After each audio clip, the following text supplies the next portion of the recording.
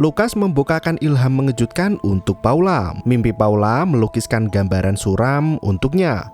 Setelah mengendus adanya kebohongan, Marquez dipaksa untuk menyelami kembali trauma masa lalu hingga ia harus mengambil tindakan untuk melanjutkan penyelidikan. Sementara Rafael masih menyelesaikan masalah dengan satu-satunya orang yang tahu apa yang terjadi pada putrinya. Dan berikut ceritanya. Setelah bertemu dengan pria berjubah Yesaya, Rafael terbangun di stasiun kereta lama. Pria bermantel itu menangisi jasad ayahnya yang telah mati. Ia memanaskan pisau guna mengobati luka di perut Rafael yang tertusuk tulang manusia.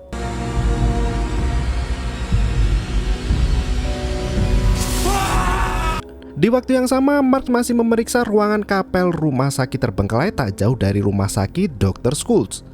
Anehnya, ia menemukan potongan kuku wanita yang tergeletak di lantai. Ia berkata jika kuku tangan itu bukan milik Lucia dilihat dari struktur dekomposisinya.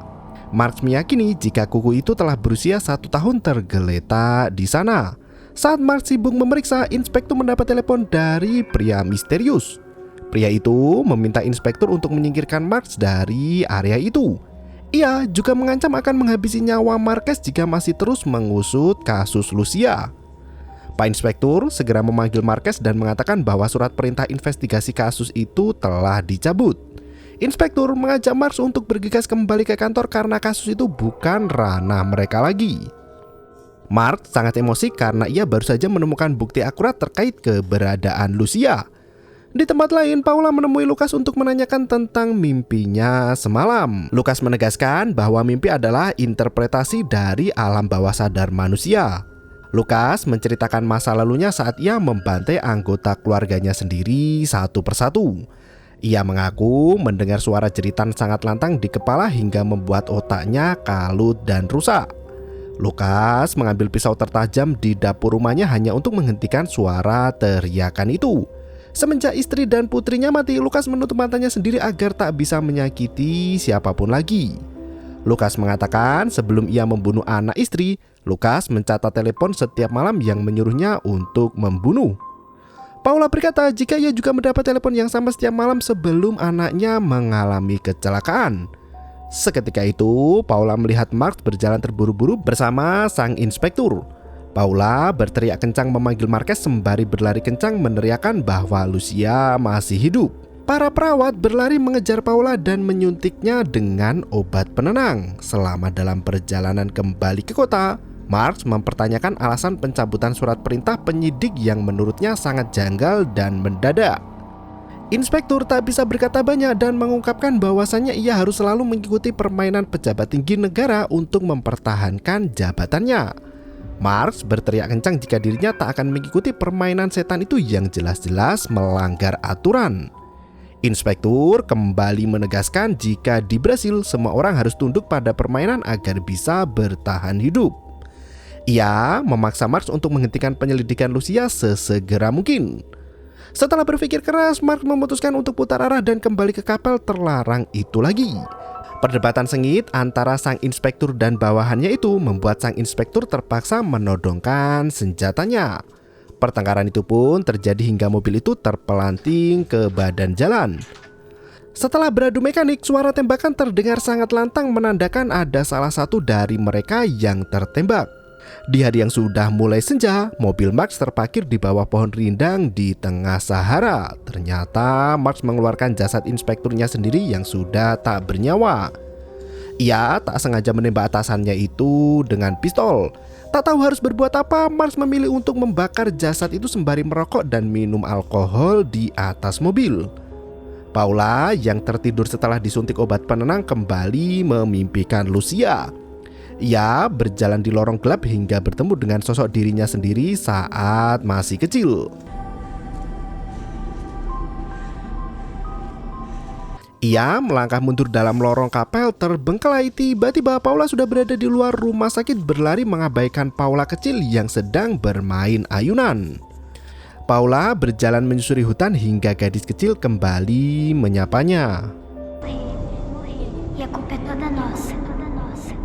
Schultz menemui ayahnya yang hanya bisa berbaring di ranjang dan berbicara menggunakan alat.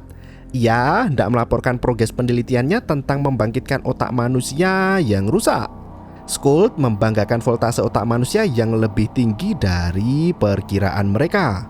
Schultz kembali ke ruang pemeriksaan untuk menganalisis otak Barcelos yang sudah dibuat lumpuh. Kondisi sang wartawan itu kini disebut katatonia persisten atau tidak ada kesadaran. Belahan otak kiri Barcelos sama sekali tak menunjukkan adanya aktivitas sinaptik. Dengan alat pemetaan otak, Schultz bisa dengan mudah mengontrol pusat organ manusia itu hingga menggerakkan kembali tulang dan sendi yang telah mati. Ia berambisi keras untuk melanjutkan penelitian demi menyembuhkan penyakit langka ayahnya. Schultz menaikkan voltase pada otak Barcelos hingga pria itu menjerit kesakitan. Dokter otak itu menjelaskan bahwasannya mereka harus membuat stimulus elektrik untuk memulihkan sinapsis otak Barcelos. Setelah merekam progres penelitiannya itu, Schultz segera menyadarkan Barcelos yang masih tak berdaya. 1538. Sembari menyeruput cerutu, Schultz dengan bangga mengatakan bahwa Barcelos sudah kembali dari kondisi katatonia menggunakan teknologi pemetaan otak yang ditemukannya itu. Meski banyak orang yang tak bisa pulih dari kondisi itu, namun Schultz mengaku bisa memulihkan aktivitas elektris otak Barcelos tanpa merusak sirkuit lainnya. Ia menegaskan bahwa Barcelos adalah pasien pertama yang menerima manfaat dari teknologi terbaru miliknya itu. Barcelos hanya mampu tersenyum dan berterima kasih pada dokter itu tanpa tahu jika orang yang menghajarnya sampai koma adalah pesuruh Dr. Schultz.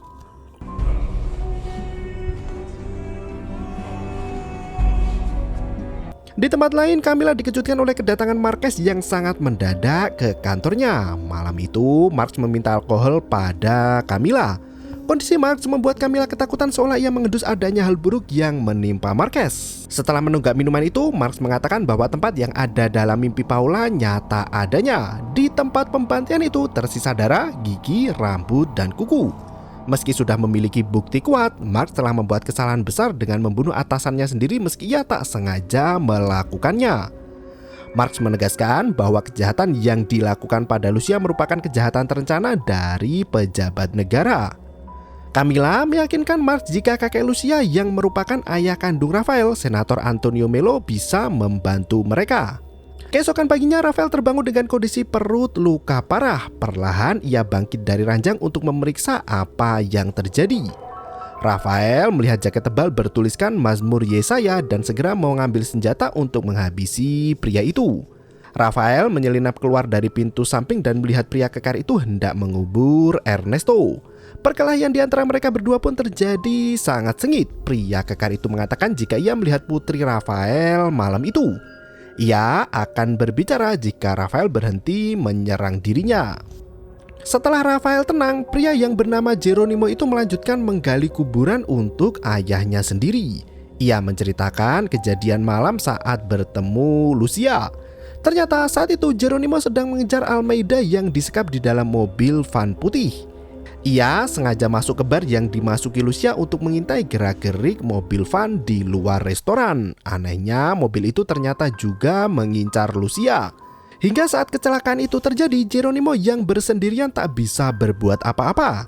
Geronimo bersembunyi di balik tiang jembatan dan menyaksikan komplotan Dr. Schultz memotong tangan Lucia di tengah jalan. Mayat Lucia ditukar dengan jasad wanita lain dan dibakar beserta mobilnya. Geronimo tak sanggup menghentikan perbuatan mereka malam itu dan langsung melenggang pergi. Rafael sangat frustasi mendengar semua itu. Ia berteriak dan mengamuk di dalam gedung bekas stasiun tersebut.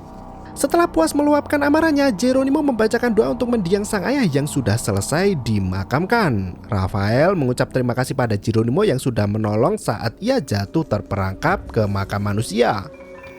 Geronimo memberikan selembar foto usang dan berkata jika ayah Schultz ada di dalam foto itu. Ia menegaskan bahwa otak dan dalang dari semua kejahatan itu adalah ayah dari Dr. Schultz. Rafael mulai memikirkan cara untuk menyelamatkan Lucia dan membawanya pergi dari klinik keluarga Schultz. Geronimo berkata ada satu cara yang bisa dilakukan, yaitu dengan menjatuhkan nama keluarga Schultz. Di waktu yang sama, Marx menemui senator ayah Rafael untuk meminta bantuan. Ia menceritakan semua kronologi yang menimpa Lucia. Marx juga mendesak senator Antonio untuk mengambil sikap sebagai kakek kandung dari Lucia. Meski awalnya Antonio menolak pendapat Marx, pada akhirnya ia bersedia untuk membantu dan mengambil sikap. Setelah menemui senator, Marx menelpon Camilla untuk memberikan kabar. Camilla bersikeras untuk membawa kabur Paula dari klinik itu sesegera mungkin.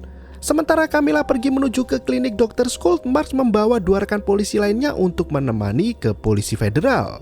Paula masih melanjutkan mimpinya. Ia berdiri bersama Paula remaja yang tertegun melihat ke atas pohon. Kaki pria tampak tergantung di dahan pohon itu. Paula tertawa cekikikan seolahnya memang benar gila. Seorang perawat masuk ke dalam kamar Paula yang masih bermimpi dan tertawa. Ternyata jasad pria yang gantung diri di pohon itu adalah Marquez. Melihat Paula terbangun dari mimpi dengan raut wajah ketakutan, perawat Nuesa menenangkan pasiennya itu sembari mengatakan jika semua itu hanyalah mimpi, dan film pun bersambung. Paula harus melawan naluri ketika Lukas membawanya ke pertemuan yang telah ditunggu-tunggu seumur hidupnya. Sementara itu, Schultz dan Marquez saling berhadapan dengan konfrontasi yang berakhir dengan tragedi. Akankah Marquez selamat dari kasus mafia besar itu? Nantikan di episode selanjutnya. Terima kasih dan sampai jumpa.